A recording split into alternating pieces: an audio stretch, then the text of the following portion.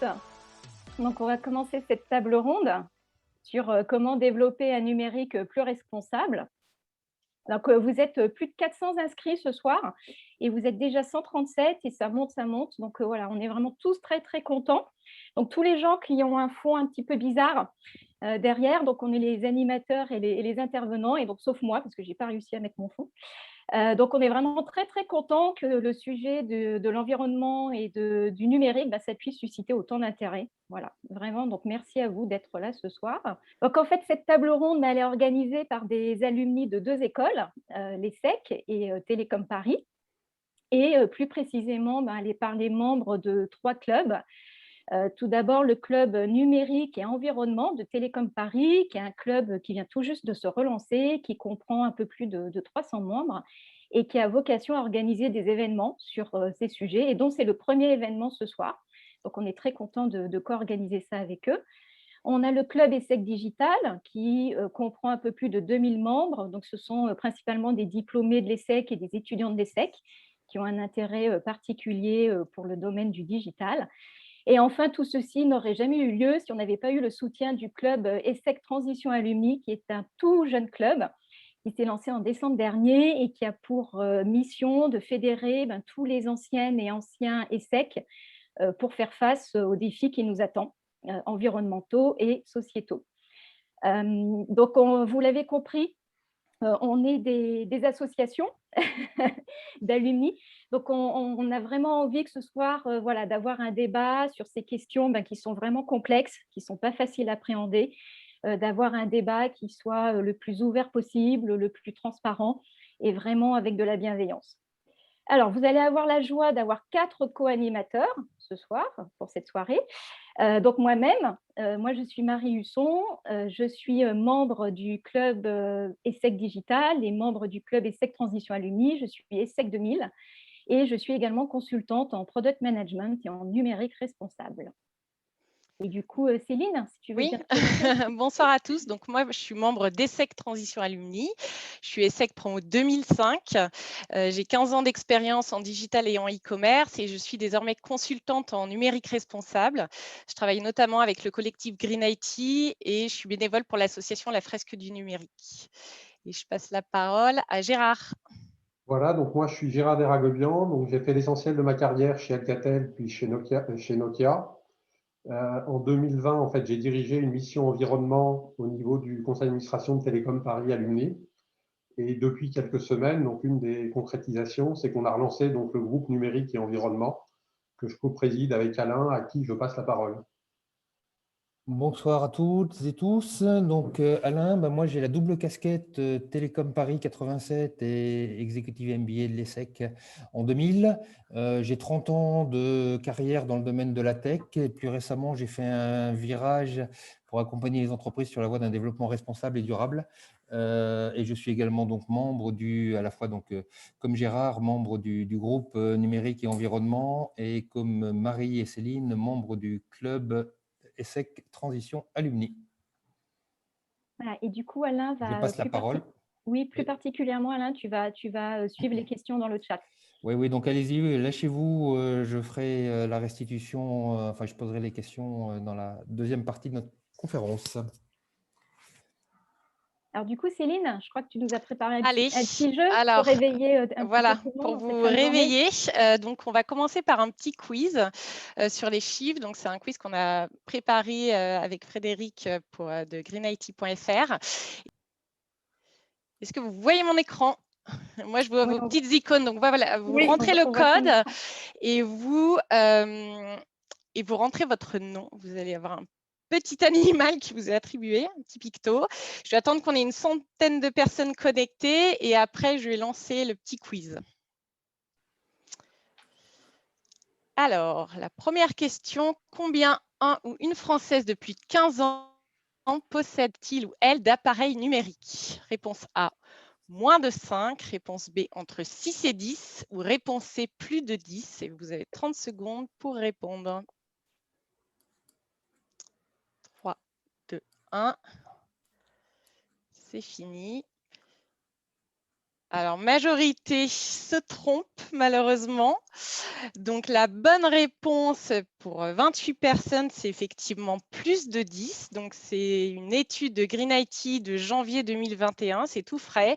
Impact environnementaux du numérique en France en 2020 qui nous indique qu'on a 11 équipements par utilisateur. Et si on enlève les jeunes de moins de 15 ans et les seniors de plus de 70 ans, on arrive à 15 équipements. Donc, les équipements, ça comprend les ordinateurs, les écrans, les smartphones, les tablettes, les consoles, les objets connectés et même votre télévision. Je vous invite ce soir à compter chez vous combien vous en avez. Au total, donc en France, c'est 7 millions de tonnes d'équipements et c'est l'équivalent de 700 tours Eiffel. Voilà, donc on va passer à la deuxième question.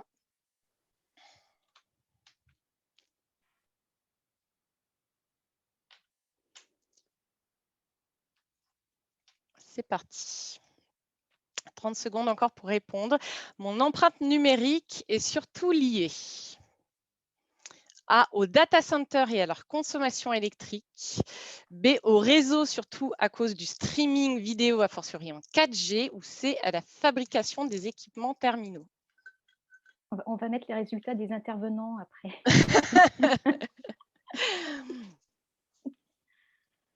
Ah, je vois que mon petit indice a bien fonctionné. Donc effectivement, bravo. Donc c'est fabrication des équipements à la fois en termes d'émissions de gaz à effet de serre, de consommation d'eau et d'épuisement de ressources. Donc effectivement, vous aviez un indice sur la photo qui représente une mine de cobalt. Donc il faut savoir par exemple pour vos smartphones, nos smartphones, il y a 50 métaux différents, dont des métaux rares qui sont dans nos smartphones. Pour un ordinateur de 2 kg, il y a besoin de 800 kg de ressources, ce qu'on appelle le sac à dos écologique. Voilà, donc bravo à tous. Et la dernière question.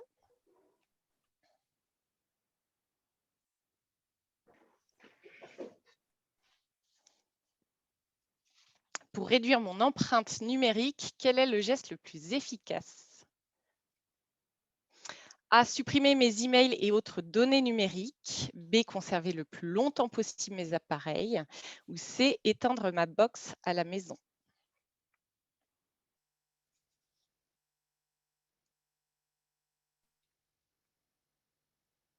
Voilà, une majorité de bonnes réponses aussi pour cette question.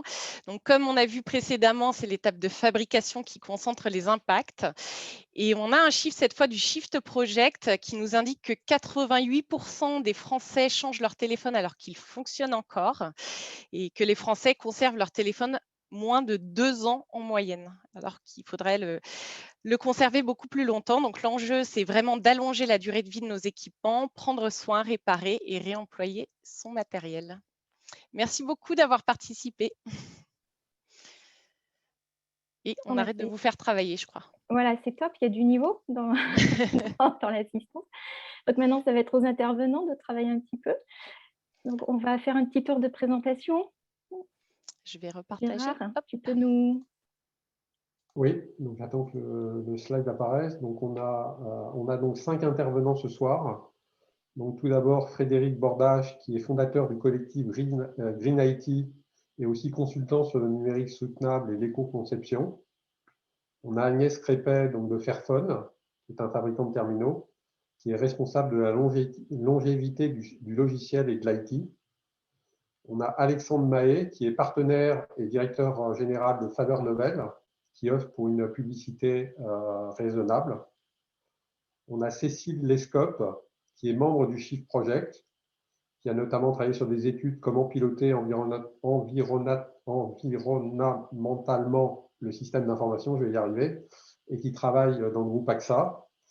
Et enfin, Thibaut de Gauléjac, qui est cofondateur et directeur général de mobilité.eco, qui est une start-up qui œuvre dans le domaine des mobilités douces.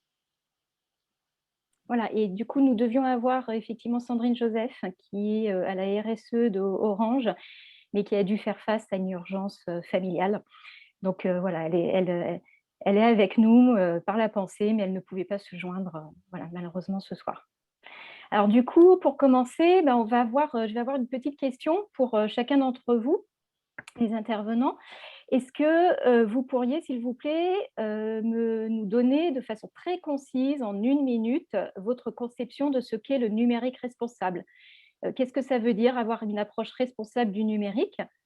Donc, on va commencer par Frédéric. À toi l'honneur.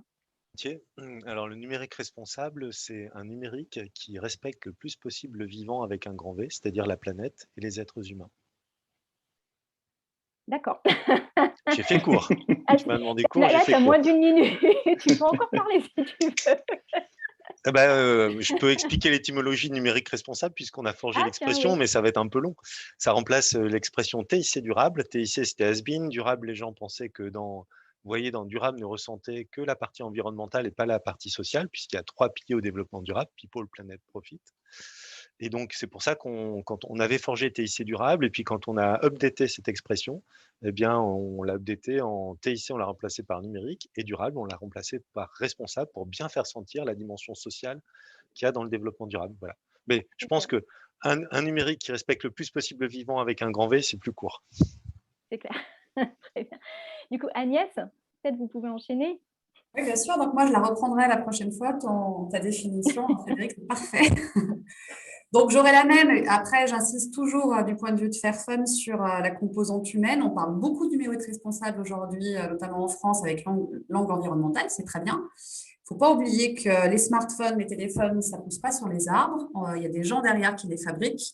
Et Fairphone, notamment, pousse pour justement cette prise de conscience. Faire en sorte qu'on n'oublie pas les personnes qui fabriquent ces téléphones, qui fabriquent ces ordinateurs, et faire en sorte que ces personnes vivent mieux. Super, merci. Thibaut? J'adore les 2 précédentes définitions. Je trouve ça très vivant.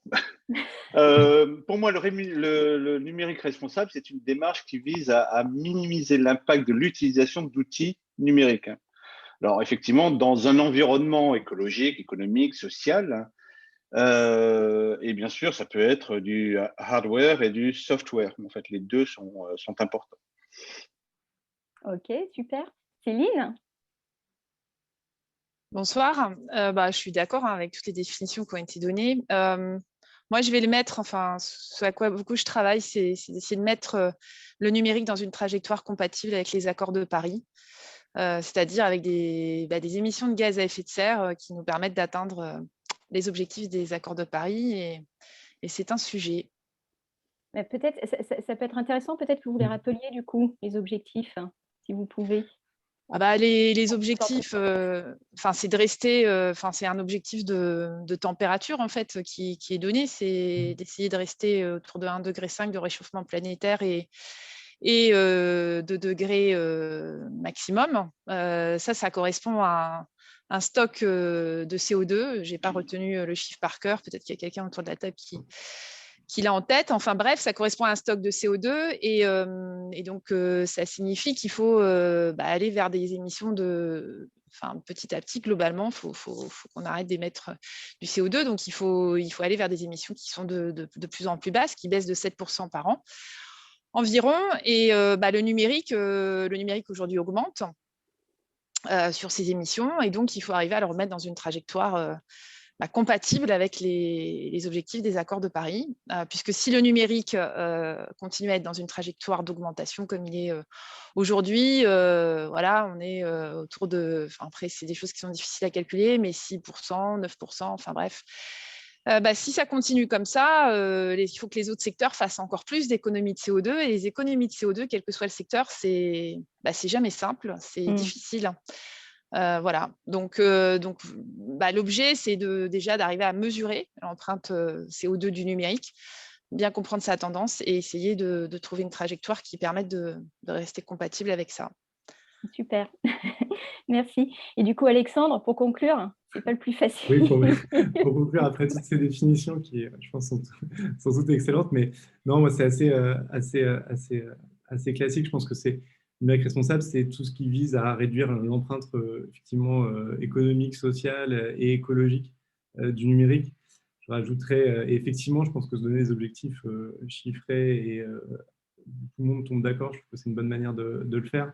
Et je pense qu'il ne faut aussi pas prendre que les impacts tout à fait directs du numérique, mais aussi prendre des impacts indirects. Et c'est typiquement la publicité pour des produits numériques a des impacts énormes, je pense, sur la consommation de hardware partout dans le monde. Et c'est aussi ça qu'il faut pouvoir, comment dirais-je, mesurer, pas seulement les impacts directs en termes de… Bah, tu peux peut-être en profiter pour présenter rapidement le mouvement de la publicité raisonnable. Oui, tout à fait. Donc, chez Faber Novel, moi, je dirige aussi plus précisément l'activité marketing qui inclut une activité de gestion des investissements médias des annonceurs. Et avec plusieurs acteurs de la pub, 12 exactement, on a discuté en fin d'année dernière sur ce qu'on pensait de la pub et comment elle devait évoluer. Il y a eu beaucoup de rapports qui ont été produits cette dernière année, sur la pub et son impact sur l'environnement, mais aussi son impact économique et social. Et il y a des discussions en ce moment suite à la Convention citoyenne sur le climat au niveau du gouvernement pour adopter des nouvelles lois, une nouvelle régulation sur la pub. L'idée ici, c'était de faire entendre une voix qui était peut-être un petit peu différente des organismes qui étaient déjà en place et de réfléchir à toutes les externalités positives et négatives de la pub sur l'écologie, l'économie et le social. Et à partir de ça, on va travailler avec tous ces acteurs et toutes les bonnes volontés qui se sont inscrites. On commence à en avoir pas mal maintenant, il faut qu'on arrive à activer le réseau. Mais sur 3 sujets. Sur la mesure, comment on mesure aujourd'hui l'impact de la publicité sur l'environnement particulièrement. 2, on va avoir un sujet d'acculturation, c'est aujourd'hui comment on peut mieux diffuser ce que génère la publicité en termes d'externalités positives, négatives sur la consommation, que ce soit dans les écoles, mais aussi dans les entreprises. Et le 3e point, c'est aujourd'hui comment on peut avoir des acteurs peut-être un peu plus indépendants, un petit peu plus libres, qui participent à construire la régulation de la pub sur les prochaines années. Donc ça, c'est un enjeu un petit peu plus politique. Mais tout ça, c'est assez intéressant et ça bouge beaucoup en ce moment.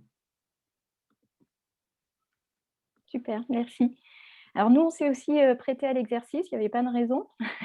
Donc, voici notre proposition.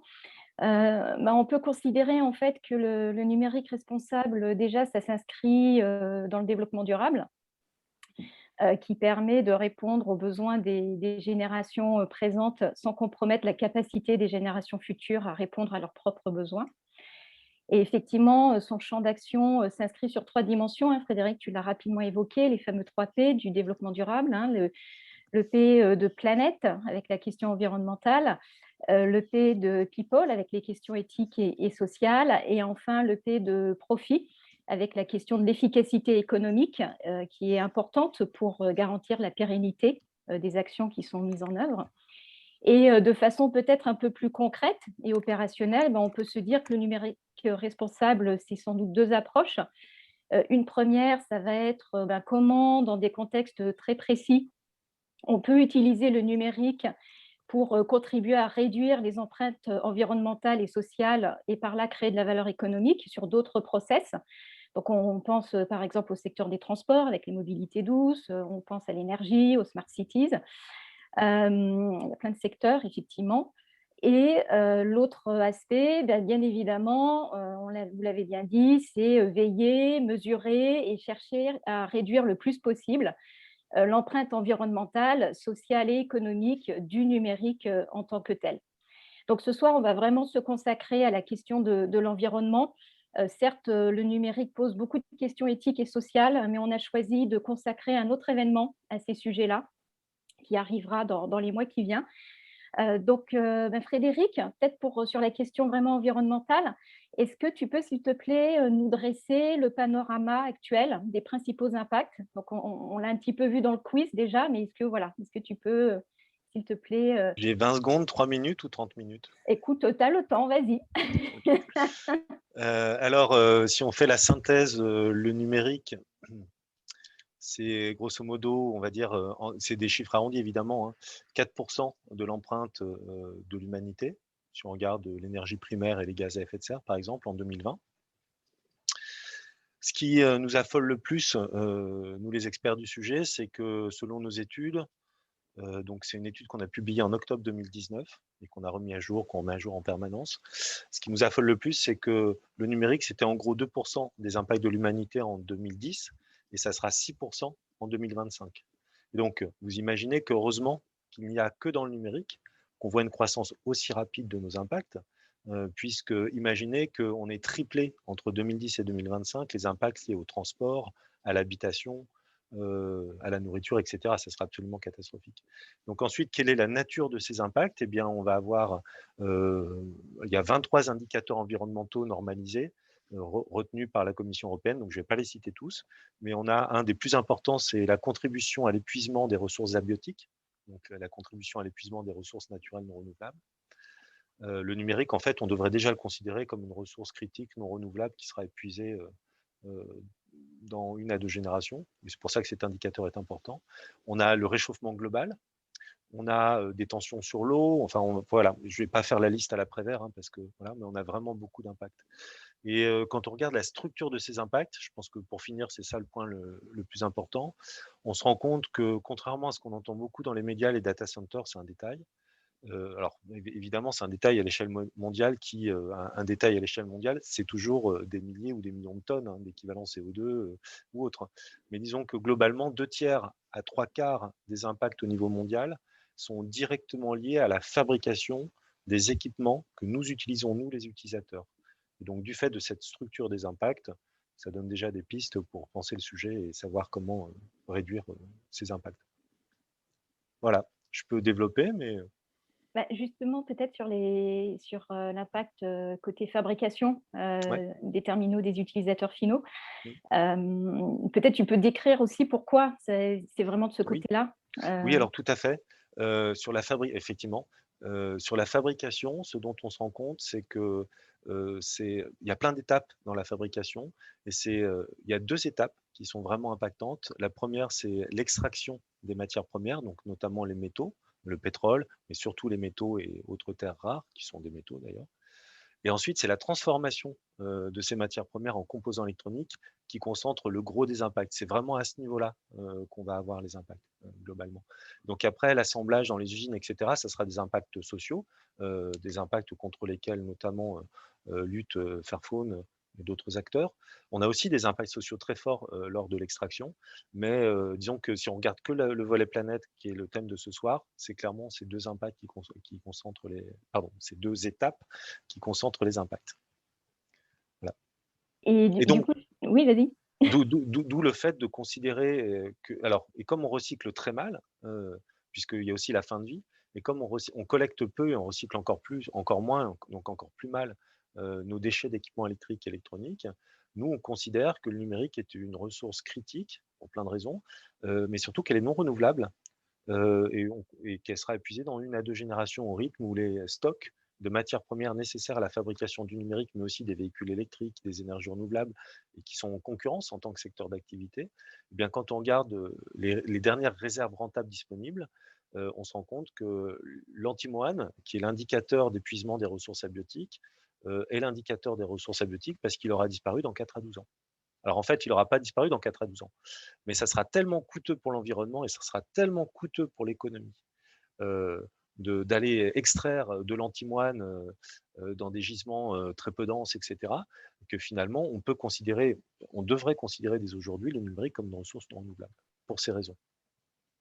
Alors, tu peux juste peut-être définir abiotique pour Oui, pardon, les personnes qui ne sont pas dans le sujet. Les ressources abiotiques, c'est le A privatif de bio, et devant bio, et donc c'est l'idée que ce sont les ressources naturelles non renouvelables, donc qui ont été produites à l'échelle géologique, et donc à notre petite échelle à nous, les êtres humains, qui sommes apparus, vous le savez, le 31 décembre à 23h59 à l'échelle géologique.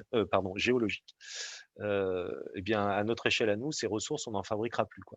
Il n'y en a plus. Et quand les stocks d'antimoine, de terres rares, enfin les terres rares sont pas rares, donc, mais des autres métaux critiques seront épuisés, eh bien, on n'aura plus la capacité à fabriquer du numérique. Donc, pour moi, il y a un double enjeu au niveau du numérique. Il y a un enjeu de réduire à court terme, pour rester sur l'environnement, parce qu'il y en a d'autres, mais il y a un enjeu à court terme de réduire nos impacts environnementaux directs forcément négatifs. Et puis, il y a un deuxième enjeu, c'est se sevrer, parce que vous êtes des junkies. Je suis désolé de vous le dire comme ça, mais vous êtes des drogués. Moi aussi, nous sommes tous des drogués du numérique. Si tout de suite, là, je vous enlève votre smartphone et votre ordinateur, et que je vous le rende en 90 jours, ça va être compliqué pour fonctionner. Et Alors, donc, c'est tu peux toujours nous très dangereux. l'enlever, mais Pardon? tu peux nous l'enlever, mais tu nous laisses une petite heure et demie là pour terminer Voilà. la conférence. Et donc, c'est extrêmement dangereux pour une civilisation, puisqu'on est drogué à l'échelle individuelle, mais aussi à l'échelle de la nation, à l'échelle de la civilisation. C'est hyper dangereux de dépendre d'une technique, d'une ressource qui sera épuisée dans 1 à 2 générations au rythme actuel. Il y a un vrai problème civilisationnel. Donc pour moi, le sujet, il est à la fois des impacts environnementaux, mais aussi en termes de résilience. Ça peut être un outil de résilience, le numérique, mais si on l'économise. Merci. Donc du coup, effectivement, tu as évoqué les impacts du côté de la fabrication. Donc depuis le janvier là, de cette année, on a ce fameux indice de réparabilité qui était prévu par la loi anti-gaspillage et pour l'économie circulaire. Alors cet indice, il est censé être apposé sur les smartphones, les ordinateurs portables et les téléviseurs en vente. Alors je crois qu'on a fait un petit tour et puis bon, pour voir si c'était à peu près le cas dans différentes boutiques. Bon, et puis on a vu que ce n'était pas tout à fait encore ça. Donc, pour vous, est-ce que c'est suffisant et quelles sont les autres mesures qu'on peut mettre en place pour allonger la durée de vie de nos équipements? Donc, peut-être Frédéric et après Agnès, je suis sûre que vous avez beaucoup de choses à nous dire sur ce sujet. Alors, Frédéric, nous, peut-être? ouais. Donc, alors j'ai contribué à mettre au point l'indice de réparabilité, dont je le connais bien. Et je connais donc toutes ses limites, puisque c'est forcément un indice consensuel. Et donc, nous, on sera ravis quand l'indice de réparabilité sera… Donc, il y a une dérogation jusqu'à 2022. C'est pour ça que tous les produits, au 1er janvier 2022, c'est pour ça que tous les produits ne sont pas étiquetés, quoi, pour faire simple et rapide. Mais en tout cas, nous, on sera ravis quand l'indice de réparabilité deviendra un indice de durabilité au 1er janvier 2024, parce qu'on espère que d'ici là, on aura réussi à rendre obligatoire certains critères de l'indice qui, si on ne les obtient pas, ne permettront pas d'avoir l'indice. On aura 0, quoi, concrètement, parce qu'on pense que le gros point faible de l'indice aujourd'hui, c'est le fait que certains aspects, comme par exemple sur les mises à jour, il suffit d'un critère qui ne soit pas coché pour que, de fait, notre smartphone, on puisse, si on n'a plus de mise à jour au bout de 2 ans, on ne peut plus s'en servir, même si tout le reste des critères sont cochés. Donc aujourd'hui, on peut avoir une note de 8 sur 10, alors même qu'on n'a pas des mises à jour on n'a plus de mise à jour au bout de 2 ans. Et donc nous, on espère rendre obligatoire certains critères actuels de l'indice de réparabilité pour en faire un vrai indice de durabilité à terme. Et voilà, et que ça parle vraiment aux gens. Parce qu'entre un Fairphone qu'on démonte tout seul ou un autre équipement que je ne citerai pas et qui peut obtenir une note de 8 sur 10 et que je vous souhaite bon courage pour le démonter, on pense qu'aujourd'hui, il y a encore des petites lacunes. C'est un progrès indéniable et c'est top, mais il faut encore progresser. Merci. Et du coup, Agnès, peut-être vous pouvez contribuer à la réponse et puis peut-être nous présenter le projet Fairphone également pour que ce soit clair pour tout le monde. Oui, bien sûr. Donc, je vais commencer par la réponse sur l'indice. Donc, on était invités aussi, ce qu'on a apprécié d'ailleurs, à certaines réunions sur cet indice-là. Moi, je trouve que ça va dans le bon sens. Donc, de toute façon, c'est très bien. Après, il y a forcément des limites. On nous a demandé, par exemple, en tant que fabricant de téléphone, j'expliquerai un peu le projet après, de s'auto-évaluer. Donc, on était déjà noté par des organismes indépendants sur quelque chose qui ressemble à l'indice de réparabilité, par des structures comme iFixit, par exemple, qui nous donnaient des 10 sur 10, etc. Puis, on a voulu faire les choses bien. On s'est auto-évalué sur cet indice-là. On s'est mis 8,7 ou voilà, quelque chose comme ça. Mais quand vous regardez des marques autres qui ne font pas forcément de modularité comme on peut le faire sur notre téléphone, on arrive à des notes à 7, 7,5. Et en fait, le problème dans la tête des gens, c'est que est-ce que il y a une grosse différence entre un 7 et un 8,7. Voilà. En gros, il y a beaucoup de téléphones dans le même panier, entre 7 et 8,5, on va dire. Donc, voilà, j'ai un petit doute là-dessus quand même. A priori, à partir de l'année prochaine, on ne pourra plus s'auto-évaluer. Il faut qu'il y ait un organisme indépendant qui le fasse. Donc, ça sera déjà pas mal. Et je rejoins ce que tu disais, Frédéric, là, sur le 1er janvier 2024. Moi, je suis responsable chez Fairphone de la partie durabilité logicielle. C'est mon boulot au quotidien et je peux vous garantir que voilà, il y a énormément de fabricants de téléphones aujourd'hui qui garantissent pas ça. Il y a des études indépendantes qui montrent que les marques chinoises, la plupart du temps, font des mises à jour logicielles sur 12 à 13 mois. Donc, et pas de mise à jour logicielle, concrètement, ça veut dire que vous ne pouvez pas utiliser votre téléphone. Ça veut dire, premièrement, que vos datas sont mises à mal, vous n'avez plus de security update, de mise à jour sécurité.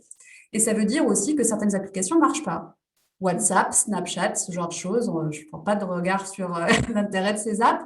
Mais si jamais vous voulez les utiliser, il y a certaines apps qui ne supportent plus Android 8, Android 9, etc. Donc, il faut des mises à jour logicielles.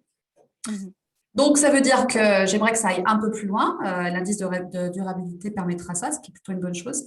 Je vais passer à la présentation de Fairphone. Donc, Fairphone, c'est un téléphone dit éthique et durable que vous pouvez facilement réparer vous-même. Il y a facilement la possibilité d'acheter un nouvel écran. La batterie n'est pas coulée. Vous pouvez changer votre batterie en l'achetant sur d'autres sites web ou ailleurs. Vous pouvez changer aussi d'autres composants qui suivent relativement vite, comme les caméras. Si au bout de 2 ans, vous voulez une nouvelle caméra un peu mieux, vous pouvez changer la caméra, ce genre de choses. Mais ce n'est pas que de la modularité, Fairphone, c'est aussi une garantie de mise à jour logicielle sur du long terme. Donc ça, c'est mon job chez Fairphone. Là, on vient de sortir la semaine dernière sur un téléphone qui a 5 ans et demi, une version d'Android 9. Ouais. Donc, au bout de 5 ans et demi, on continue à faire ça. Et c'est vraiment l'enfer, parce que pour faire ce genre de logiciel, on est entre 2 monopoles que sont Google, parce qu'on est sur une stack Android, et Qualcomm, le fabricant de puces. Donc, rien n'est fait pour qu'on nous aide. Et si avec mes 10 ingénieurs j'y arrive, je ne vois pas pourquoi d'autres fabricants n'y arriveraient pas. Donc, il y a une grosse partie sur la volonté de rallonger la durée de vie des appareils chez Fairphone, mais il y a aussi trois autres aspects qui sont un peu moins connus. Qui sont l'aspect Fair Materials. Donc, on essaye d'intégrer des minerais qui ont un label de Fair Trade, comme le chocolat, qui garantissent des bonnes conditions de travail pour les mineurs qui extraient ces minerais. On garantit aussi des minerais qui sont conflict-free, qui ne financent pas de conflits armés, et on garantit aussi des minerais qui évitent le travail des enfants. On n'est pas parfait, on n'est pas encore à 100% de minerais équitables. Il faut savoir que pour faire en sorte d'avoir une supply chain propre sur un minerai, ça nous a pris parfois 3 ans. Hein. Pour le cobalt, ça nous a pris même plus. Donc, c'est un travail de fou. J'estime toujours que chez Fairphone, je fais le boulot le plus simple. Je suis ingénieur, c'est facile. Les gens chez Fairphone qui bossent sur l'aspect légal, poussé pour que justement, il n'y ait pas de conflit armé sur les mines en Afrique, c'est autre chose. Pour moi, c'est eux les vrais warriors. Et Fairphone, c'est aussi 2 autres aires d'impact. Il y a la partie recyclage et réutilisation. Donc, on a tout un tas de programmes qui permettent aux gens de collecter, d'inciter les gens à collecter les téléphones et on les recycle proprement. Il y a une petite déception là-dessus chez Fairphone, c'est que notre cycle de recyclage, on le fait encore en Europe. On aimerait le faire en Afrique, là où ça se passe. La plupart du recyclage est dit informel, se passe dans les réseaux informels. Et c'est souvent là où il y a des enfants, par exemple, parce que pour démanteler les téléphones, il faut des petites mains, etc. Et c'est souvent les enfants qui sont utilisés, notamment au Ghana. Et on n'arrive pas à l'heure actuelle à travailler avec ces pays-là. Donc, on a encore à faire du recyclage en France. Mais on a un gros programme, beaucoup de programmes là-dessus sur le recyclage. Et on incorpore évidemment dans notre téléphone du matériel recyclé. C'est aussi le but. Le fait qu'il soit modulaire, forcément, il est plus recyclable. Donc, on a... Le fait que la modularité vous permette d'enlever facilement les pièces, forcément, il est plus facilement démantelable. Quand vous avez des téléphones qui sont collés, c'est très compliqué à démanteler. Il faut utiliser des acides assez toxiques pour recycler les téléphones et ça coûte presque plus cher et c'est presque plus dangereux de les recycler parfois, ces téléphones-là. Et le dernier aspect, c'est l'amélioration des conditions de travail sur toute la supply chain, pas qu'au niveau des mines. Et donc, on travaille en Chine. On veut être là où ça se passe, et la plupart de l'assemblage est en Chine, pour faire en sorte que les travailleurs, les gens qui sont sur la ligne de production, les ouvriers et ouvrières qui assemblent nos téléphones, soient décemment payés. On est passé sur le Fairphone 3, par exemple, le revenu minimum en Chine est de 250, 260 euros. On a co-défini avec les travailleurs ce qui était un revenu dit décent pour elles et pour eux. Et ça a été défini à 650 euros. On les a payés 650 euros. Ce qui a représenté sur nos Fairphone 1,5 € sur le prix de vente. Super. Donc, on communique là-dessus. On veut montrer à l'industrie électronique que c'est possible de changer. Parce que le but, ce n'est pas de faire un super Fairphone et que les gens achètent que des Fairphones. Le but, c'est que Samsung fasse pareil, Apple fasse pareil, etc. Donc, on a un gros travail de sensibilisation et de pousser les autres à faire comme nous. Ce sera notre vrai succès. Merci, on a hâte de voir.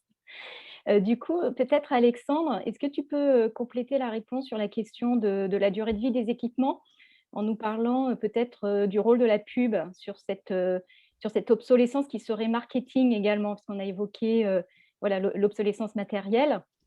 On a évoqué l'obsolescence logicielle, mais il y a également le fait que la publicité et la communication peut inciter effectivement à renouveler son smartphone.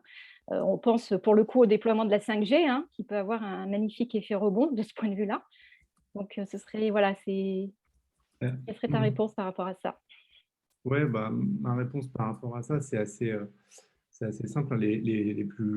Dans les plus gros annonceurs mondiaux, on retrouve effectivement tout ce qui va être télécom, hardware, etc.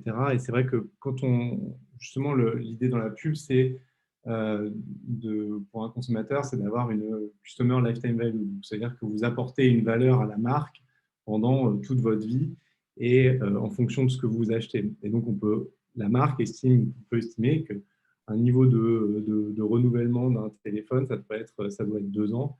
Et dans ces cas-là, en fait, la pub, effectivement, joue ce rôle de catalyseur, d'accélérateur du renouvellement en vous poussant assez régulièrement, tous les ans, en fait, pour être honnête, même sur les téléphones, des updates et des nouveaux produits. Et quand je dis pousser, c'est pousser sans forcément message d'alerte sur la consommation et d'impact en fait, de cette consommation sur l'environnement et aussi un impact économique. Il faut savoir qu'il y a beaucoup de programmes et de produits qui sont aussi accompagnés de facilités de financement qui poussent les gens aussi à se surendetter. Et ça, en fait, il n'y a pas de message en fait, aujourd'hui dans les publicités. En tout cas, les publicitaires ne sont pas forcés de mettre ces messages, ce qui aujourd'hui je trouve, est un vecteur de surconsommation énorme sur les téléphones, mais sur les appareils électroniques, mais aussi sur d'autres produits. La nourriture, par exemple, les produits gras et sucrés sont aussi un bon exemple de ça. Et ce qu'on reproche, ce n'est pas tellement le fait de communiquer, c'est de surcommuniquer et de ne pas mettre les messages qui avertissent en fait de l'impact que ça a de consommer ces produits et de les surconsommer et de ne pas mettre des messages, de dire attention, est-ce que vous avez pensé à réparer, est-ce que vous avez pensé à faire autre chose avant en fait de racheter un nouvel appareil.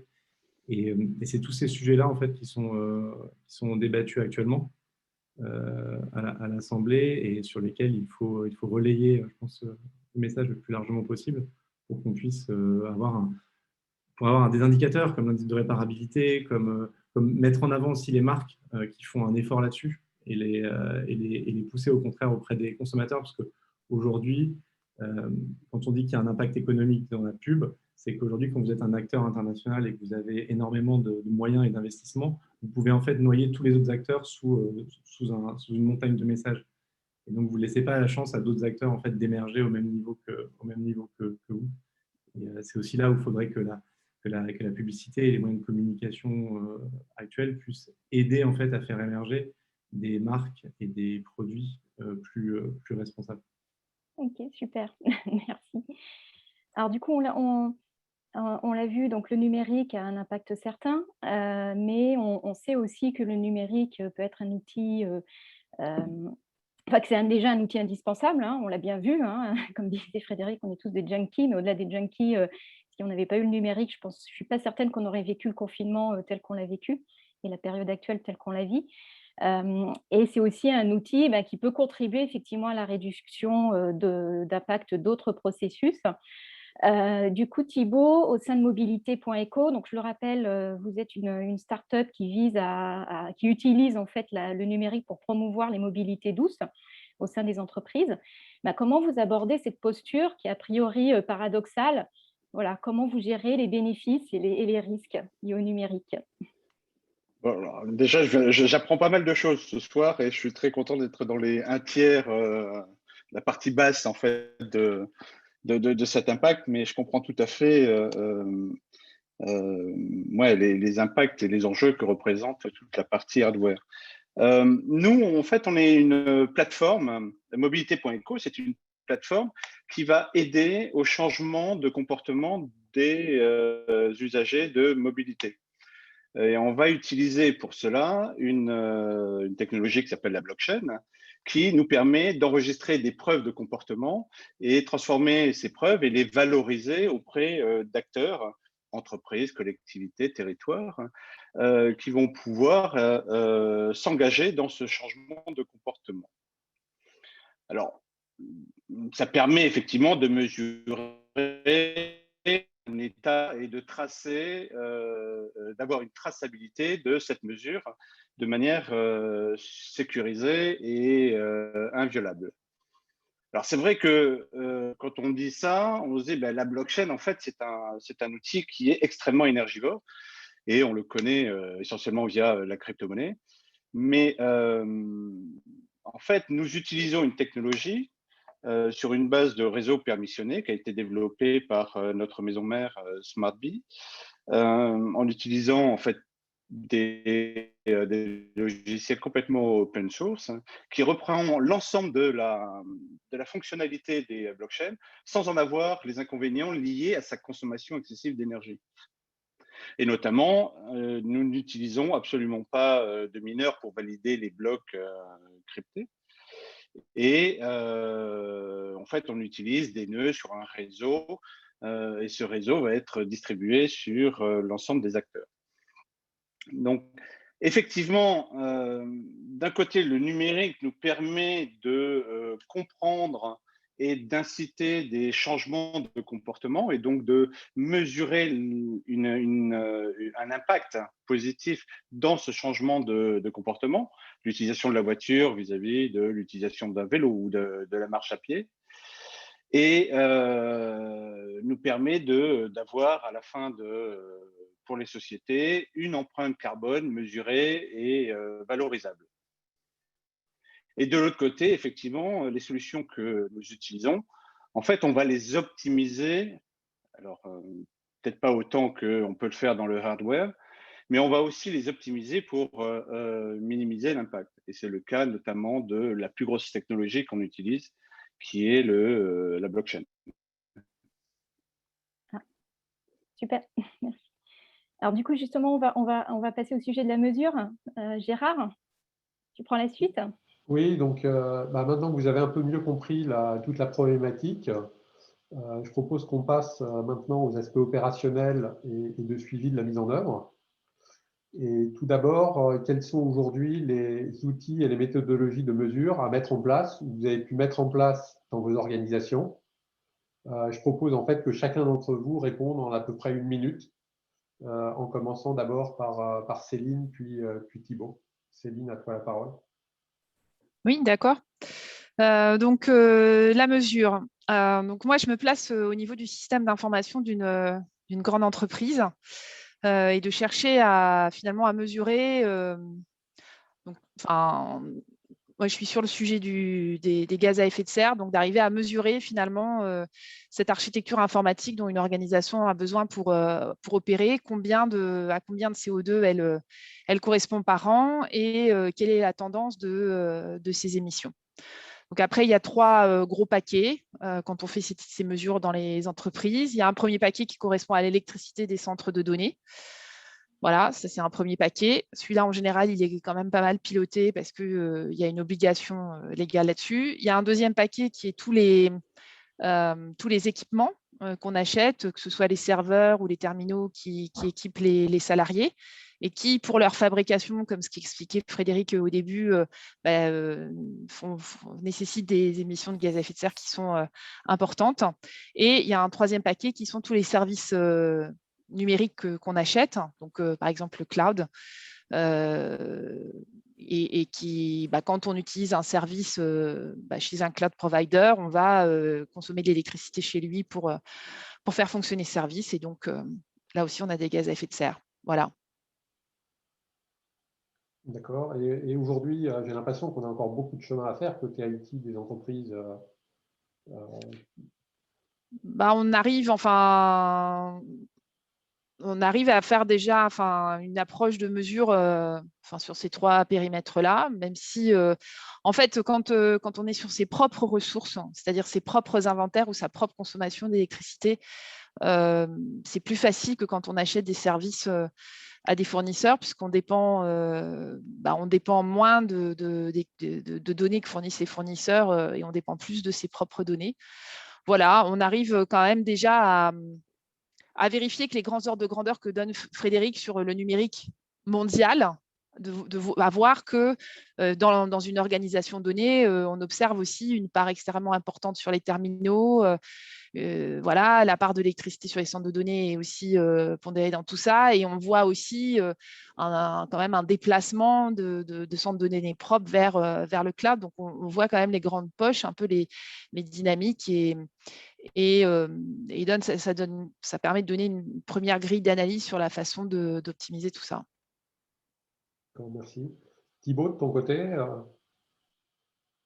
Alors, nous, on est tout nouveau, tout neuf, et on a démarré il n'y a pas si longtemps que ça. Donc, la question de la mesure est importante, mais on n'est pas aujourd'hui en mesure de véritablement donner tout son ensemble. Par contre, on s'est inscrit dans une démarche dès le départ sur le respect de l'environnement, le respect de certaines valeurs. Notre société mère SmartBee a signé la charte du numérique responsable, de l'Institut du numérique responsable. Donc, ça nous donne un cadre dans lequel on va pouvoir se développer. Dans un deuxième temps, au moment de la constitution de la société, on a inscrit dans nos statuts la volonté d'adhérer en fait à une démarche responsable et donc dans le futur d'être certifié Bicorp et plus tard société à mission. Donc en fait, c'est dès le départ dans ce que l'on veut faire, hein, on s'inscrit dans cette démarche.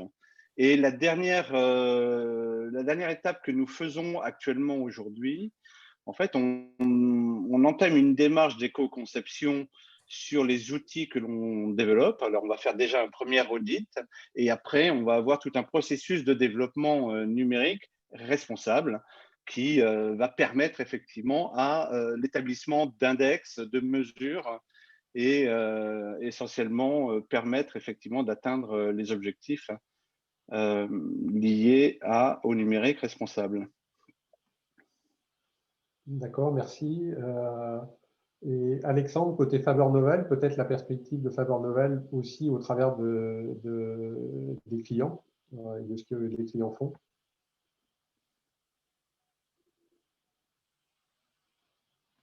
Pardon. Au travers de Faber Novel, il y a beaucoup de choses parce qu'effectivement, nous, on va attaquer plusieurs sujets qui sont un des sujets de la formation. Donc aujourd'hui, il y a beaucoup de formations qui sont en cours sur la partie RSE à tous les niveaux de l'entreprise, que ce soit au niveau des comités exécutifs, top management ou des équipes dans les différents secteurs. Et ce qu'on va mesurer là, c'est le taux de personnes qui ont assisté ou qui ont participé à ces formations avec des formations d'ailleurs qui sont plus ou moins certifiantes en fonction des entreprises. Ça, c'est une partie.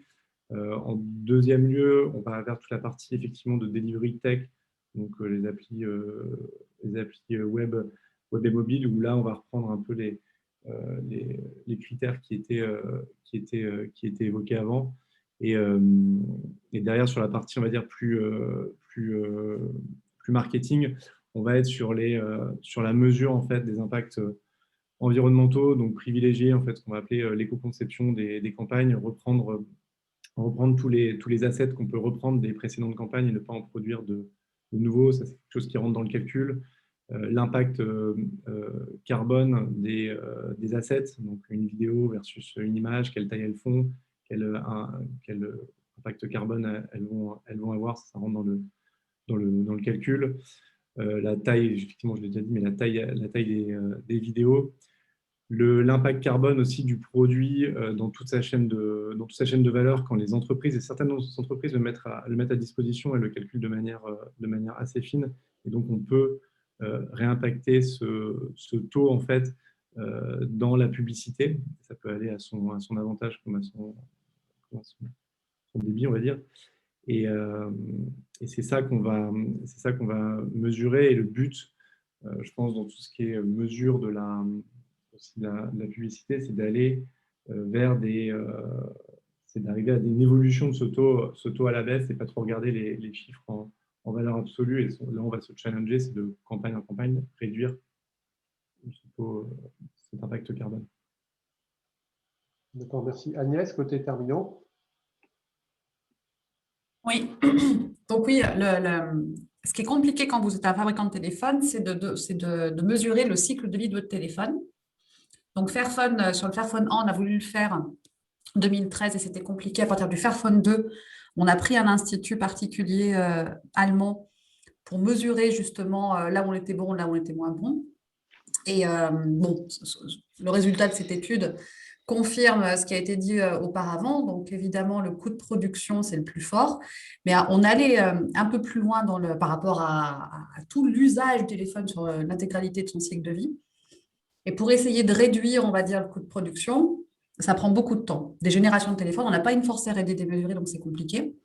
Et on s'est aperçu que la pièce qui est la plus importante, c'est quand même le corps module, donc la puce. Et là-dessus, comme je dis tout à l'heure, le problème, c'est que ça appartient à des monopoles. On ne fabrique pas nous-mêmes les puces, donc c'est une problématique. Donc là, je parle des mesures qu'on a utilisées, de la méthodologie qu'on a utilisée pour essayer de s'améliorer. La modularité aussi, c'est un téléphone modulaire, c'est chouette, ça améliore la durée de vie du téléphone. Le problème de la modularité, c'est qu'il y a un surcoût au niveau des émissions CO2, la production, un surcoût lié au design modulaire. Sur Fairphone 2, on avait mesuré ça, on était à un surcoût de 10%, et sur le 10-12%. Et sur le Fairphone 3, on est à 2%. Donc, on se mesure aussi sur des aspects comme ça. Tout à l'heure, il y a le label, la certification B Corp qui a été mentionnée. Donc là, c'est pareil, on a investi du temps et on l'a eu. Et je pense que le retour est plutôt bon. Le fait d'avoir ce genre de label, forcément, va vous identifier auprès des utilisateurs qui utilisent déjà des produits issus d'entreprises B Corp. Et vraiment, ce que ça a changé dans notre boîte, c'est assez énorme. C'est-à-dire qu'on identifie clairement des KPI, des indicateurs de performance dans la boîte qui nous permettent d'aller au-delà de la rentabilité financière et qui nous permettent une traçabilité de questionnements qui sont super importants pour une boîte comme Fairphone. Donc, on mesure dans le temps la durée d'usage de nos téléphones, le nombre de téléphones qu'on recycle, le nombre de personnes qui bénéficient de nos programmes à impact sociaux. On mesure voilà, des choses qui ne sont pas habituellement mesurées dans la plupart des boîtes, où on mesure en gros la rentabilité financière. Donc, le fait de devenir B Corp nous a poussé à faire des choses, à nous organiser pour faire des choses qui sont, à mon avis, très intéressantes pour une boîte à impact comme Fairphone. D'accord, merci. Frédéric, peut-être un complément très rapide? Ouais, très rapidement, sur la mesure, nous, ça fait 17 ans qu'on mesure les impacts environnementaux du numérique à l'échelle d'une entreprise ou d'un service numérique. Donc, on a accompagné littéralement des centaines d'entreprises, que ce soit à l'échelle du système d'information ou de services numériques. Quand je dis c'est parce qu'on a un collectif d'experts indépendants. Et donc, il n'y a clairement qu'une seule méthodologie internationalement reconnue pour quantifier des impacts environnementaux, c'est l'analyse du cycle de vie, ISO 14040 2006. Donc, nous, on s'appuie sur ces outils-là, qui sont des standards internationaux. Et on a, de fil en aiguille, au bout de 17 ans, on a constitué une base de données qui nous permet de comprendre quand on a, je ne sais pas moi, 1 tonne d'équivalent CO2 par utilisateur et par an, est-ce que c'est beaucoup ou pas, de le positionner sur une échelle min-max moyenne. Donc, du coup, on comprend tout de suite comment on se positionne par rapport à ses pairs. Et donc, ça nous permet de construire des plans d'action qui sont objectifs sur différents indicateurs environnementaux, épuisement des ressources abiotiques, etc. Enfin, bon, on respecte la CV, quoi, le standard. Et donc, c'est très, très efficace parce que ça permet d'identifier les domaines de progrès au sein d'un système d'information ou d'un produit ou un service numérique. Et ça permet de le faire objectivement. Et de notre point de vue, sans la base de données qui permet d'avoir l'échelle min-max moyenne, c'est très compliqué quand on sait que notre salarié il émet 450 kg gaz à effet de serre par an. Est-ce que c'est beaucoup ou pas, on ne sait pas. Donc, il faut absolument avoir une échelle pour se comparer. C'est absolument indispensable pour pouvoir passer à l'action et pour pouvoir, et j'aurai fini, avoir des targets, des objectifs quantifiés et que ces objectifs soient quantifiés objectivement, concrètement. Si je sais que la moyenne est là à 500 kg de gaz à effet de serre et que je suis à 1 tonne, probablement j'ai moyen de diviser par 2 mes émissions de gaz à effet de serre ou de réduire par 3 ma consommation d'eau, ou etc., etc. Donc, moi, je vous encourage à adopter l'ACV comme outil d'analyse. Voilà. Je m'arrête là. Ok, merci. Et peut-être pour terminer cette partie-là, je pense que c'est intéressant d'avoir un peu de retour d'expérience. Donc, peut-être de manière ciblée, quels sont les premiers retours d'expérience, quels sont les succès, les facteurs clés de du succès, mais également quels sont les freins et les apprentissages. Je propose peut-être que Céline, tu nous donnes une vision là-dessus et qu'on continue avec Agnès. Oui, avec plaisir. Les retours d'expérience. Moi, je suis en charge d'un programme Digital Sustainability pour un grand groupe d'assurance, effectivement. La première chose, c'est qu'on est dans un moment où on arrive quand même à amener ce sujet sur un plan stratégique de la direction des systèmes d'information, c'est-à-dire que vraiment du point de vue de la stratégie de où on emmène le système d'information de l'organisation, on peut arriver à obtenir à ce que ce soit un axe majeur. Ça c'est vraiment très important, parce que je pense que dans le passé, il y a eu beaucoup de travail au sein des équipes corporate responsibility. Il y avait des gens qui s'occupaient de l'environnement dans l'organisation. Le sujet restait un petit peu chez eux, mais il n'arrivait pas à la direction des systèmes d'information, c'est-à-dire chez les professionnels de l'informatique. Et moi, une de mes préoccupations quand je me suis penchée vraiment là-dessus, c'était vraiment d'amener mes collègues, tout simplement. Moi, je suis ingénieur informaticien de formation, d'amener mes collègues et mes pairs aussi sur ces problématiques-là. Et dans l'entourage dans lequel j'évoluais, en fait, c'était très peu le cas. Donc ça, c'est une première chose. Retour d'expérience positive à partir du moment où la direction de l'entreprise va donner une volonté assez forte et stratégique de s'engager sur ces sujets-là.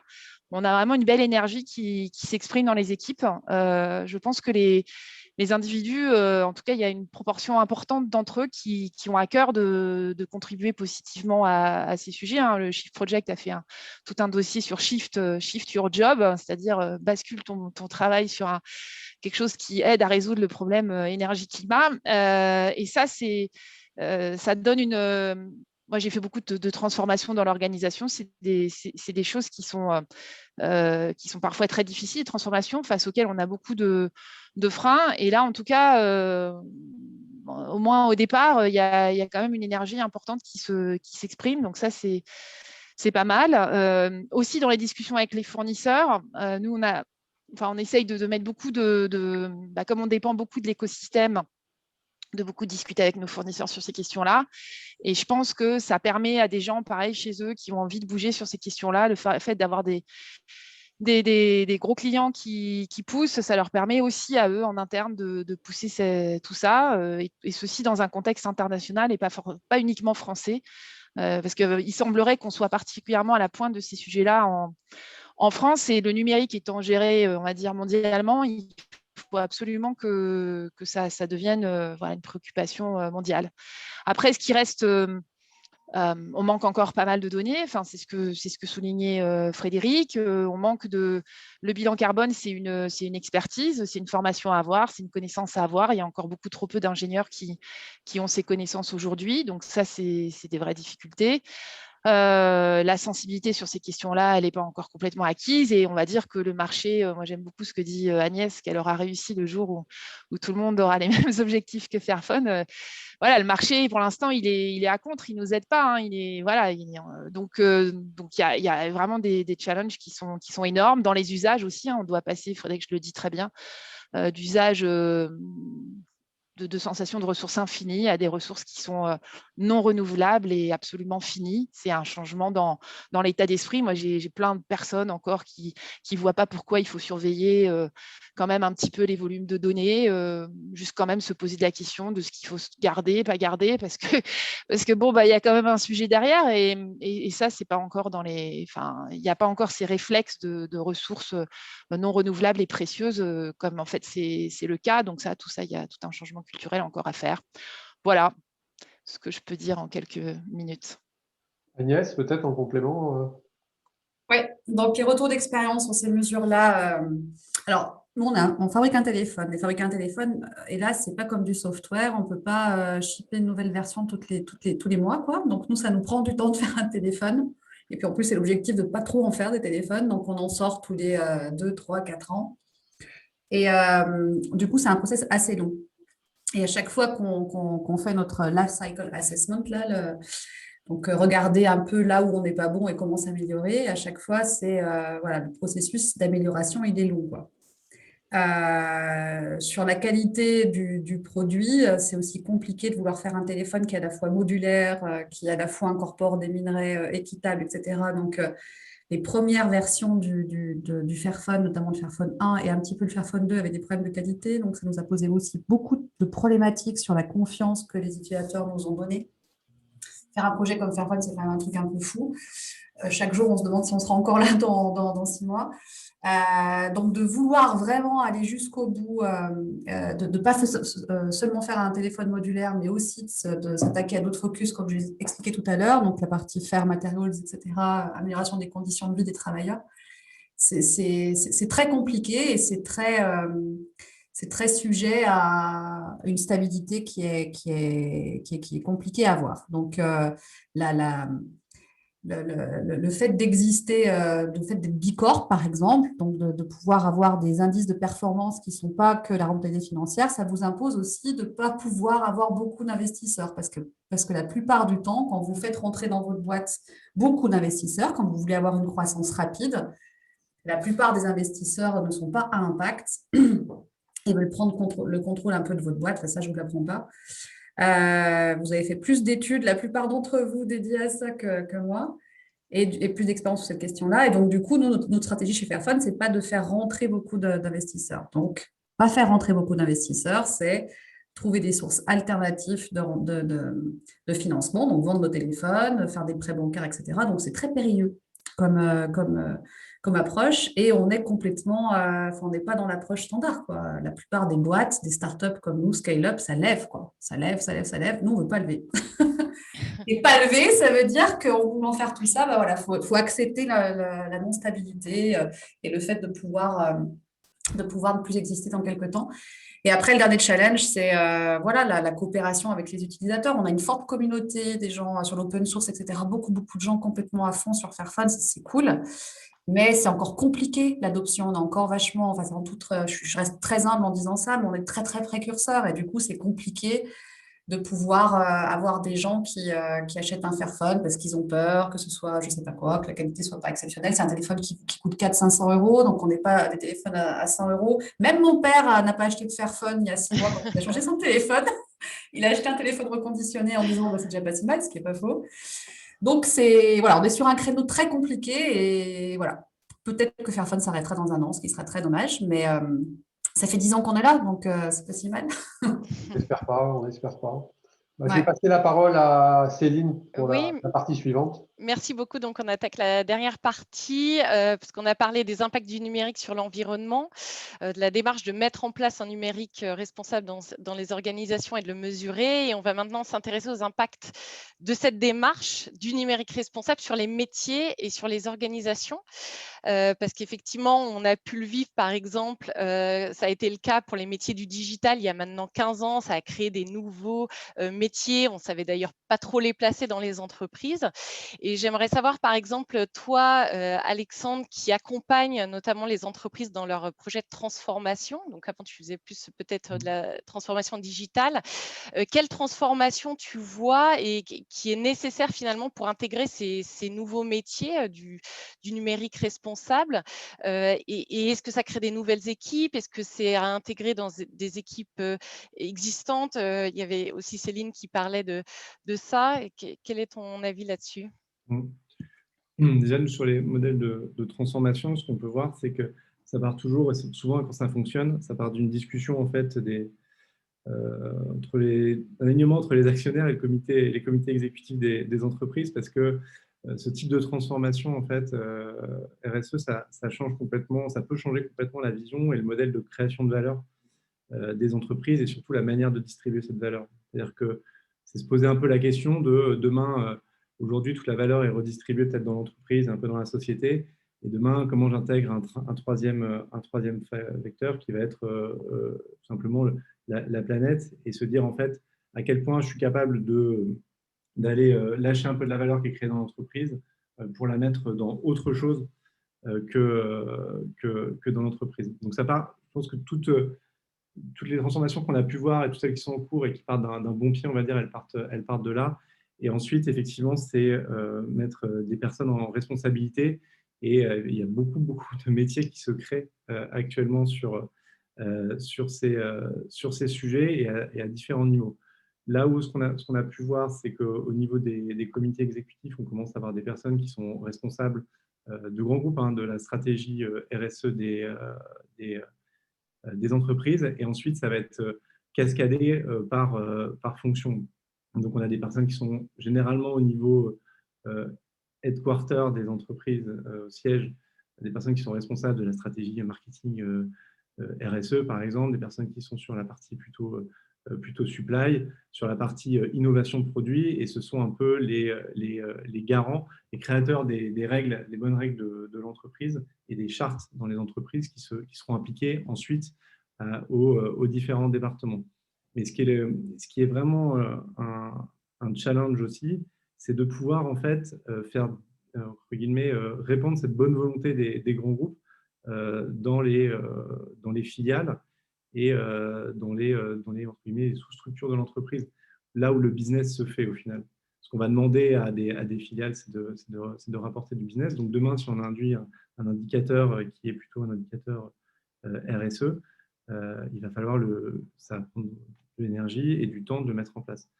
Donc pareil, c'est comment on va incentiver, quel KPI, quelles mesures on va faire dans les pays, comment on va inclure ça dans les objectifs des personnes responsables de générer de la valeur pour l'entreprise. Et ça, c'est des choses qui ne sont pas encore, je trouve, totalement arrêtées, faites, qui ne sont pas encore totalement en place, en tout cas dans la plupart des groupes qu'on peut voir, mais qui sont en cours de déploiement. Et ça passe donc par je parlais tout à l'heure de sensibilisation, mais ça passe par des programmes de transformation de ces groupes par la formation. C'est-à-dire qu'il faut absolument sensibiliser au sujet rapidement, le plus largement possible. C'est un investissement sur ce qu'on appelle des anglicismes, mais de l'upskilling et du reskilling sur ces métiers-là. Et je pense que c'est un peu les facteurs clés de succès. Et ensuite, après, sur les typologies et les types de postes, j'ai vu Chief Pure Post Officer il n'y a pas longtemps, chef de produit, innovation, etc. Très bien. Du coup, pour conclure, avant qu'on prenne les questions, Frédéric, tu peux peut-être nous indiquer quelles sont les principales ressources et formations pour les personnes qui sont connectées, les participants qui voudraient entamer la démarche. Sur les différentes ressources et formations, il y a sur les ressources générales sur le sujet, il y a, j'aurais tendance à citer notre site qui existe depuis 17 ans. On a aussi le site d'EcoInfo, je vais le taper en live là. EcoInfo, CNRS, si vous tapez ces deux mots-clés, vous allez tomber dessus, qui est un site d'information sur le sujet, édité par le CNRS. Voilà, en plus de toutes les autres sites, toutes les autres sources qui ont déjà été citées, les études du Shift, etc. C'est pour pas tout redire à chaque fois. Sur les formations, moi, je connais celles qu'on dispense au sein du collectif, qui sont dispensées donc par un certain nombre d'experts de terrain qui vont porter sur soit la dimension numérique responsable, soit la dimension éco-conception de services numériques, parce que ce sont deux approches qui ont des similitudes, mais qui sont à deux niveaux de granularité différentes. Je n'ai pas connaissance de formation initiale ou de formation continue autre que des formats courts, tels que ceux que je viens d'évoquer. Voilà, on avait sur ce qui bouge concrètement sur l'enjeu quand on veut se lancer sur le sujet et qu'on souhaite se former, c'est d'acquérir des bases fondamentales sur le développement durable, c'est quoi l'impact environnemental du numérique, comment on peut le réduire, donc d'avoir des connaissances fondamentales sur le sujet. Je pense que c'est ça le plus important à court terme, pour pouvoir penser le sujet en cycle de vie, multicritères, et puis pour pouvoir gagner du temps, aller tout de suite sur les bonnes étapes du processus à déployer, trouver un sponsor, mettre en place une filière de correspondants Green IT, etc. etc. C'est ce que disait Alexandre, l'importance de la formation des collaborateurs. Ouais. Merci beaucoup. Et du coup, je vais passer la parole à Alain pour la partie questions-réponses. Oui, merci Céline. Bon, il y a pas mal de questions qui ont été répondues, enfin, auxquelles on a répondu au fil de l'eau dans le chat. Je vais en reprendre néanmoins quelques-unes pour avoir un partage un peu plus complet peut-être. Il y avait une question, ça c'est peut-être pour Frédéric, une question au tout début sur le poids en CO2 de cette réunion Zoom et le poids si on avait fait ça à 50% en présentiel. Voilà, donc là on est sur le remplacement du physiciel, enfin, ou du physique ou des flux physiques par le numérique. Alors, je vais être un peu provocateur, mais en fait, c'est la vérité. Cette réunion n'a pas d'impact. Au sens où, puisqu'on a déjà fabriqué vos ordinateurs, qu'on a déjà fabriqué le réseau, qu'on a déjà fabriqué les serveurs, alors cette réunion a quasiment pas d'impact. Donc quand, vous voyez des chiffres qui, circulent sur la vidéo, les mails et cetera, en fait, ce sont les résultats la plupart du temps, quand c'est sérieux, d'analyse du cycle de vie attributionnel. C'est-à-dire qu'on va prendre une part des impacts qui ont déjà eu lieu pour les attribuer, par exemple, pour la fabrication de nos ordinateurs qui nous permettent à toutes et tous d'être connectés. Et donc, c'est intéressant quand on éco-conçoit parce que ça nous permet de comprendre si c'est d'abord la fabrication de notre ordinateur qui coûte le plus dans une vidéo en ligne comme celle-là, une réunion en ligne, ou si c'est le réseau, ou si ce sont les serveurs, etc. Et donc, c'est essentiel de disposer de ces chiffres. Mais de fait, le seul impact qu'on a tout de suite, maintenant, à l'instant T, clairement, c'est la production d'électricité nécessaire pour alimenter nos ordinateurs, puisque tout le reste est déjà fatigué, pardon, en fait, c'est moi qui suis fatigué, fabriqué, déployé, etc. Et donc, de ce fait, voilà. Donc, par contre, évidemment, si on fait tous des visios comme on le fait ce soir à 20h, toute la France entière en même temps, le deuxième impact qui n'a pas lieu tout de suite, mais qui aura lieu bientôt, c'est de déclencher l'obsolescence de l'infrastructure, du réseau, des data centers. Et donc, le danger de la vidéo, c'est de boucher les tuyaux, d'une certaine façon. Et donc, l'enjeu qu'on a derrière une réunion à distance, c'est utilisons la réunion à distance, activons nos caméras parce que 80% du langage est corporel, non verbal, mais gardons-nous, par exemple, de les faire en haute définition. Voilà. Et donc, je ne saurais pas calculer comme ça de tête si on émet plus de gaz à effet de serre avec une réunion physique ou avec cette réunion-là. Probablement, on émet plus de gaz à effet de serre, mais attention, encore une fois, à l'approche monocritère. Pour réduire nos émissions de gaz à effet de serre, si on augmente tous les autres aspects, épuisement des ressources halieutiques, eutrophisation, acidification, etc. Voilà. Donc, je ne saurais pas répondre parce que nous, quand on répond, on fait des ACV multicritères. Et je ne peux pas la faire en live. D'accord, merci Frédéric. Peut-être une question autour du recyclage ou de la difficulté du recyclage et l'épuisement des ressources. Je ne sais pas si peut-être Agnès… Oui, bien sûr. Alors, la problématique du recyclage, comme je l'ai un petit peu dit tout à l'heure, mais je peux creuser, c'est qu'en tout cas socialement, c'est vraiment très compliqué. Donc, c'est principalement fait en Afrique. Il y a un pays qui est très spécialisé, qui est le Ghana. Et aussi l'Ouganda. Et dans ces pays-là, voilà, il y a vraiment l'utilisation de beaucoup de recyclage dit informel et beaucoup d'utilisation de produits très toxiques et beaucoup d'enfants. À notre connaissance, très peu de programmes alternatifs sur place. Donc, la plupart du temps, nous, ce qu'on fait chez Fairphone, c'est pour ça qu'on trouve que c'est un peu décevant, c'est qu'on rapatrie ces téléphones-là en Europe. Mais si vous regardez le coût environnemental du transport, ce n'est pas terrible. C'est-à-dire que la plupart des manufacturiers, des fabricants de téléphones livrent en Ouganda. Vous avez tous vu des images de téléphones qui arrivent dans ces pays-là avec des gens là-bas qui les recyclent. Je pense que c'est des images qui ont un peu circulé. Et pour justement faire en sorte que ce marché-là s'arrête, parce que c'est vraiment très compliqué sur place, eh bien, ce qu'on fait, on n'est pas les seuls, on les rapatrie en Europe. Là, c'est fait de manière plus propre. Il y a une structure en Europe qui s'appelle Closing the Loop, qui est assez bien, qui fait un beau travail là-dessus. Mais le problème, c'est qu'il y a un coût environnemental à tout ça. Vous imaginez, les fabricants de téléphones envoient ça en Ouganda, et après, pour le faire de manière propre, il faut qu'on les rapatrie en Europe. Donc, c'est un peu débile, quoi. Et le problème, c'est le design des appareils électroniques qui, à 95% de cas, en tout cas pour les smartphones, n'est absolument pas prévu pour la recyclabilité. Donc, votre téléphone, de plus en plus, là, on essaie de lutter contre ça, on essaie de lutter contre la glu, contre les cols, parce que les cols, c'est ce qu'il y a de pire.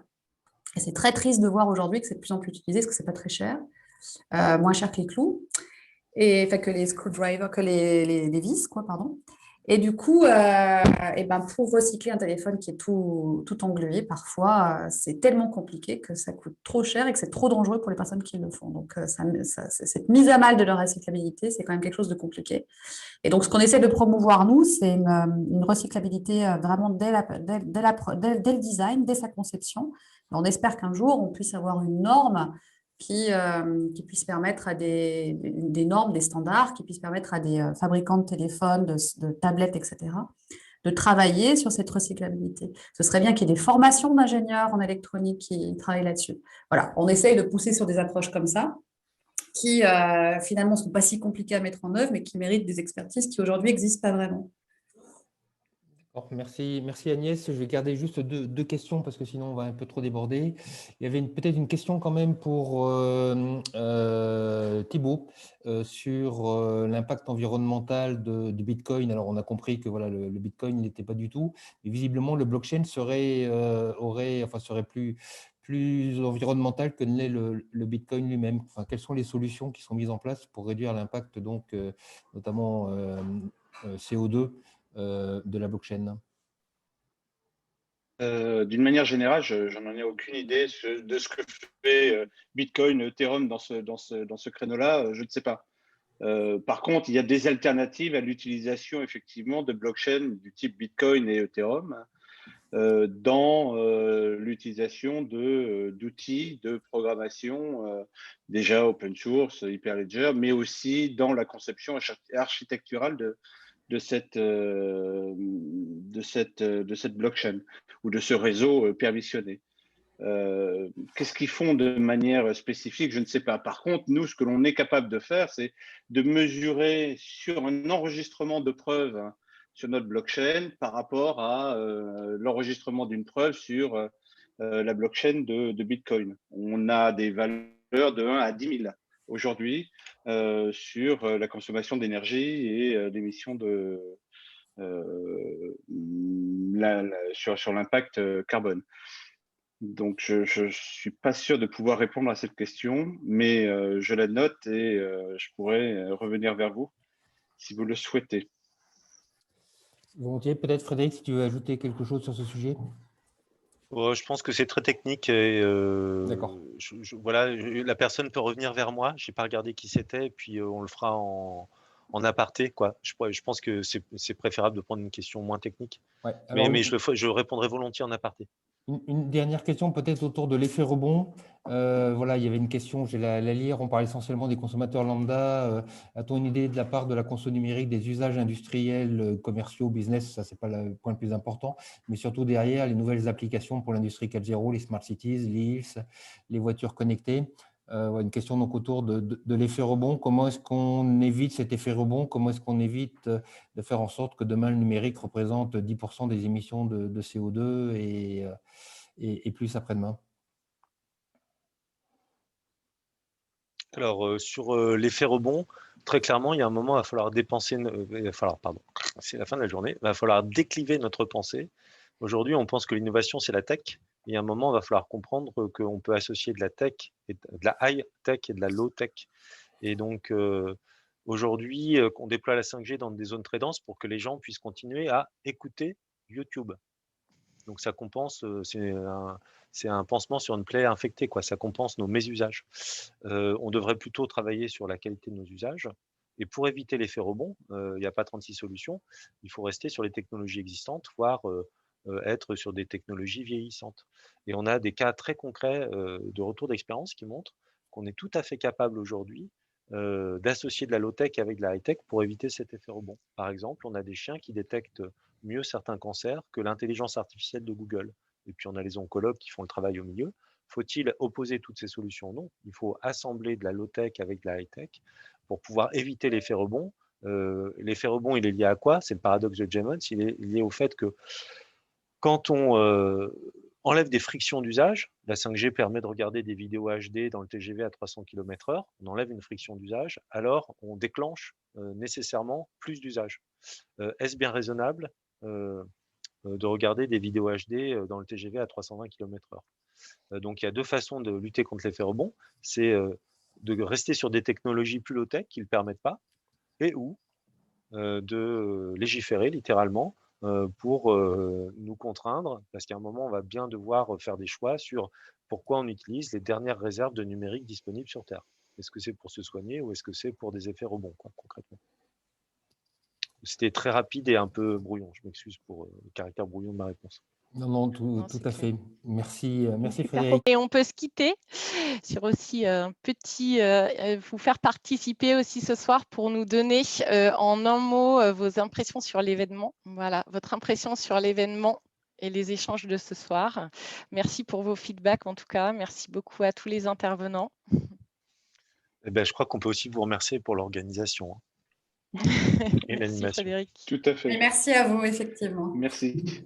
Alors, du coup, j'en profite pour remercier plus particulièrement Manon de l'ESSEC Alumni et Isabelle de Télécom Paris. Voilà, je ne sais pas si elles sont encore là, mais elles nous ont vraiment beaucoup aidés pour l'organisation de cet événement. On espère que ça vous a plu. Les premiers mots ont l'air plutôt sympathiques. En tout cas, nous, on apprend toujours. Ouais, et on a pris beaucoup de plaisir aussi à préparer cette table ronde. Donc, on espère que vous avez eu plaisir à la suivre. Merci à tout le monde. Merci à tous. Merci. Au revoir. Au revoir. Bonne soirée. Au revoir. Au revoir, Merci bonne beaucoup. soirée.